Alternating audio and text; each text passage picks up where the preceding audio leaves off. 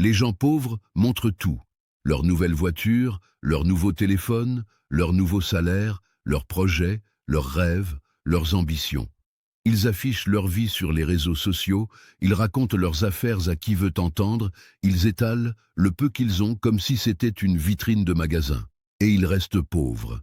Les gens riches, les vrais riches, ceux qui construisent des fortunes qui durent des générations, font exactement le contraire. Ils cachent, ils protègent, ils gardent secret ce que les autres exposent au monde entier. Tu penses que c'est de la paranoïa, tu penses que c'est de l'avarice ou de la méfiance maladive. Non, c'est de la sagesse millénaire. C'est une compréhension profonde de la façon dont le monde fonctionne, de la nature humaine, des forces visibles et invisibles qui peuvent détruire ta richesse si tu ne la protèges pas. Les Juifs ont appris cette leçon à travers des siècles de persécution, d'expulsion, de confiscation. Ils ont vu des fortunes entières disparaître du jour au lendemain parce qu'elles étaient trop visibles, trop connues, trop exposées aux regards envieux et aux mains avides. Et ils ont développé un art du secret, une science de la protection que je vais te transmettre aujourd'hui. Shalom, je suis le rabbin Joseph. Avant de continuer, je veux te demander quelque chose. Écris dans les commentaires le mot « protéger » si tu veux apprendre à protéger ce que tu construis. Juste le mot « protéger ». Je veux voir combien d'entre vous sont prêts à appliquer cette sagesse dans leur vie. Première chose que les Juifs riches cachent toujours, le montant réel de leur fortune. Tu ne sauras jamais combien un Juif riche possède vraiment. Jamais. Même ses amis proches ne le savent pas. Même sa famille élargie n'a qu'une vague idée. Et ce n'est pas un accident, c'est une stratégie délibérée de protection qui remonte à des millénaires. Le Talmud enseigne que la bénédiction ne repose que sur ce qui est caché aux yeux. Cette phrase n'est pas une superstition, c'est une observation profonde de la réalité. Quand les gens connaissent ta richesse exacte, plusieurs choses se produisent, et aucune d'entre elles n'est bonne pour toi.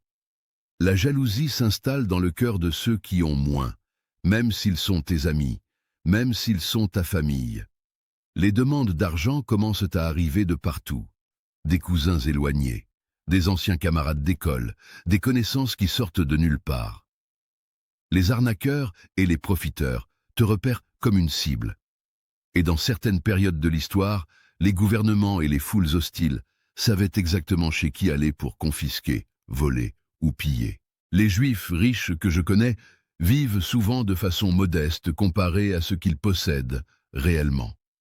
Ils conduisent des voitures normales, habitent dans des maisons sans ostentation, portent des vêtements simples. Tu les croiserais dans la rue sans jamais deviner qu'ils sont millionnaires. Ce n'est pas de l'hypocrisie, c'est de la protection. Leur fortune est invisible, donc elle est protégée. Demande-toi maintenant, combien de personnes connaissent ta situation financière réelle ? Si la réponse est plus de 2 ou 3, tu as déjà commis une erreur que les Juifs riches ne commettent jamais. Deuxième chose que les Juifs riches cachent toujours, leurs sources exactes de revenus. Quand tu demandes à un Juif riche ce qu'il fait dans la vie, tu obtiendras une réponse vague. Je suis dans les affaires, j'ai quelques investissements, je travaille dans le commerce. Tu ne sauras jamais exactement d'où vient son argent, comment il le gagne, quelles sont ses activités précises. Et cette opacité est totalement intentionnelle. Pourquoi cacher ces sources de revenus? Parce que la connaissance est le pouvoir, et donner cette connaissance aux autres, c'est leur donner du pouvoir sur toi. Quand les gens savent comment tu gagnes ton argent, ils peuvent essayer de copier ton modèle et devenir tes concurrents. Ils peuvent chercher à s'insérer dans ta chaîne de valeur et prendre une part de tes profits. Ils peuvent utiliser cette information contre toi si un jour vos relations se détériorent. Ils peuvent te juger, te critiquer, remettre en question la légitimité de tes revenus. Le Talmud a un dicton: ne révèle jamais la source de ta richesse, ni la profondeur de ta pauvreté. Les deux informations peuvent être utilisées contre toi.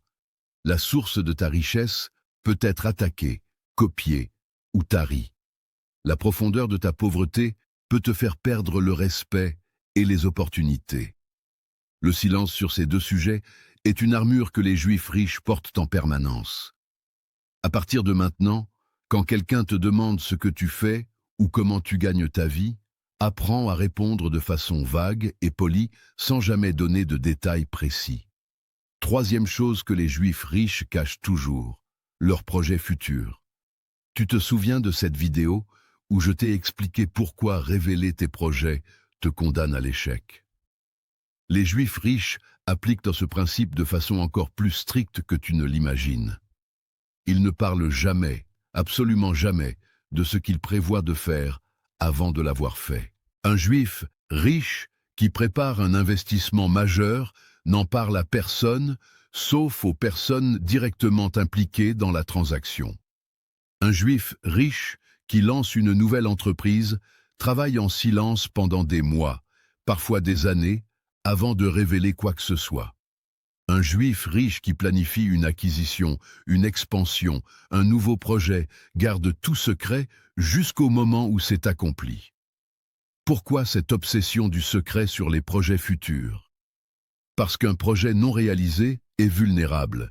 Il peut être saboté, copié, découragé ou simplement vidé de son énergie par le simple fait d'en parler. Le Talmud enseigne que celui qui parle de ce qu'il va faire avant de le faire invite le mauvais œil sur son chemin. Mais au-delà du mauvais œil, il y a des raisons très pratiques. Parler de tes projets invite la concurrence à se préparer avant que tu ne sois prêt. Parler de tes projets invite les critiques à semer le doute dans ton esprit.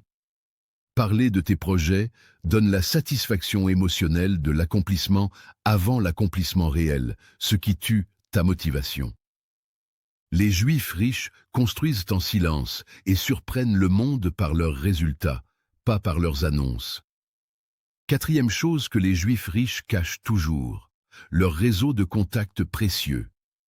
Dans le monde des affaires et de la richesse, ton réseau est peut-être ton actif le plus précieux. Les personnes que tu connais, les portes que tu peux ouvrir, les introductions que tu peux faire, tout cela a une valeur immense. Et les Juifs riches protègent ce réseau comme ils protègent leur argent, peut-être même plus. Tu ne verras jamais un Juif riche distribuer les coordonnées de ses contacts importants à n'importe qui. Tu ne le verras jamais faire des introductions à la légère, sans réfléchir, sans évaluer soigneusement si cette connexion est appropriée. Chaque introduction qu'il fait met en jeu sa propre réputation, et il ne risque pas cette réputation pour faire plaisir à quelqu'un ou pour paraître généreux et bien connecté. Le Talmud enseigne que ton réseau est ta fortune invisible, et qu'une fortune invisible doit rester invisible pour être protégée. Quand les gens savent qui tu connais, ils viennent te demander des faveurs constamment. Ils veulent être présentés à tel ou tel contact. Ils veulent que tu utilises ton influence pour eux, ils veulent profiter de tes connexions sans avoir fait le travail pour les mériter. En cachant ton réseau, tu te protèges de ces demandes incessantes et tu préserves la valeur de tes relations.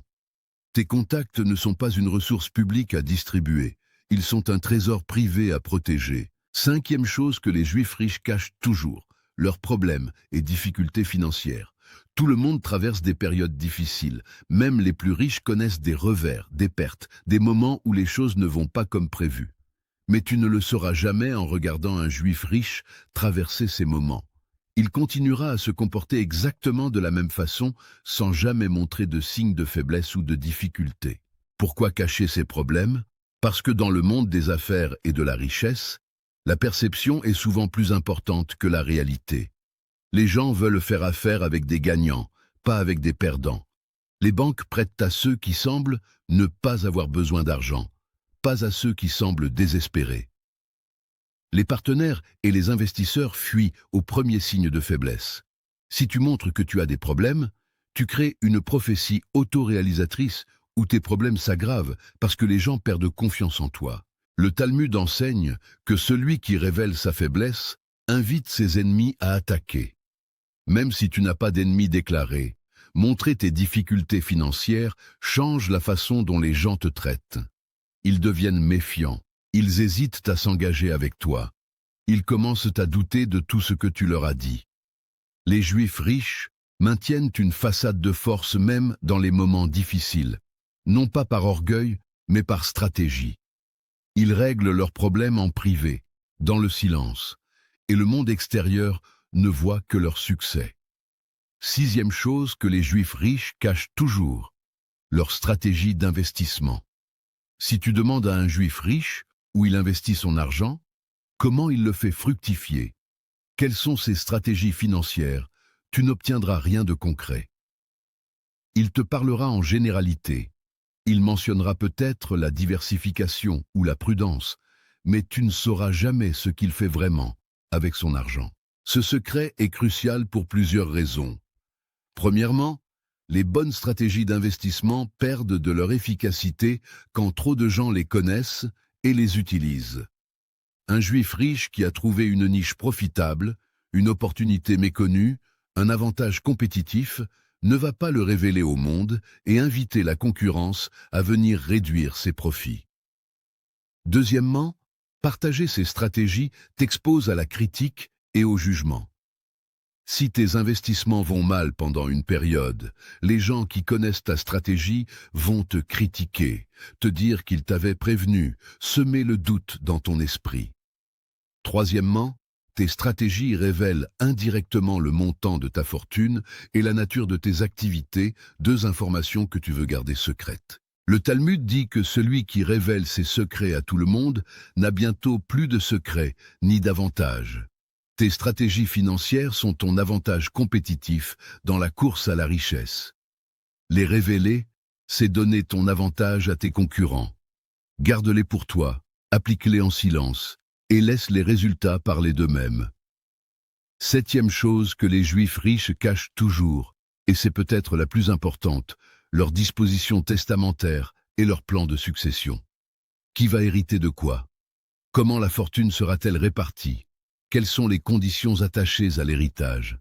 Ces informations sont gardées dans le secret le plus absolu, connu seulement du Juif riche lui-même et peut-être de son avocat ou de son conseiller de confiance. Pourquoi ce secret sur le testament? Parce que révéler tes dispositions testamentaires transforme ta famille en un champ de bataille, avant même ta mort. Ceux qui pensent recevoir moins que les autres deviennent amers et jaloux.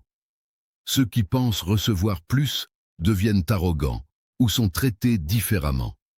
Des conflits éclatent entre frères et sœurs, entre enfants et parents, entre branches de la famille.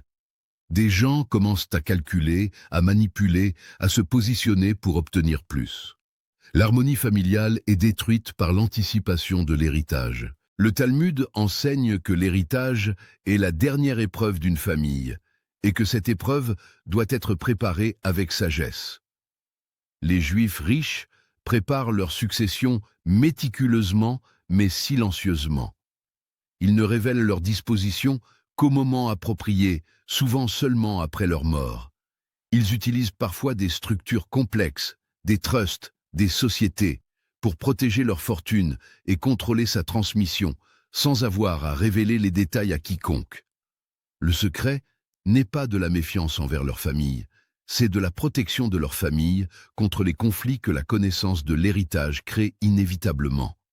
Récapitulons les 7 choses que les Juifs riches cachent toujours pour protéger leur fortune et leur famille. Premièrement, ils cachent le montant réel de leur fortune. Personne ne sait exactement combien ils possèdent, et cette invisibilité est leur première ligne de défense contre la jalousie, les demandes et les prédateurs. Deuxièmement, ils cachent leur source exacte de revenus. Leurs activités restent vagues et générales aux yeux du monde, ce qui les protège de la concurrence, de la critique et de l'exploitation. Troisièmement, ils cachent leurs projets futurs. Ils construisent en silence et surprennent par leurs accomplissements, pas par leurs annonces. Quatrièmement, ils cachent leur réseau de contacts précieux. Ces connexions sont un trésor privé, pas une ressource publique à distribuer. Cinquièmement, ils cachent leurs problèmes et difficultés financières. Ils maintiennent une façade de force, même dans les moments difficiles, pour préserver la confiance et les opportunités. Sixièmement, ils cachent leur stratégie d'investissement. Leur avantage compétitif reste secret pour rester efficace. Septièmement, ils cachent leurs dispositions testamentaires.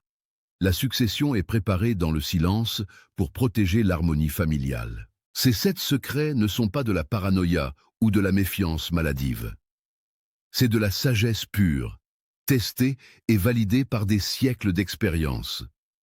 Les Juifs ont appris à travers l'histoire que ce qui est visible est vulnérable et que ce qui est caché est protégé. Cette leçon leur a permis de préserver et de multiplier leurs richesses à travers les pires épreuves. À partir de maintenant, examine ce que tu montres au monde. Examine ce que tu révèles sans réfléchir. Et demande-toi, est-ce que je protège ce que je construis ou est-ce que je l'expose aux forces qui veulent le détruire? Le secret n'est pas de la faiblesse, c'est la force des sages. Apprends à te taire et regarde ta richesse se multiplier en paix. Shalom, et que l'Éternel protège tout ce que tu garderas caché dans la sagesse.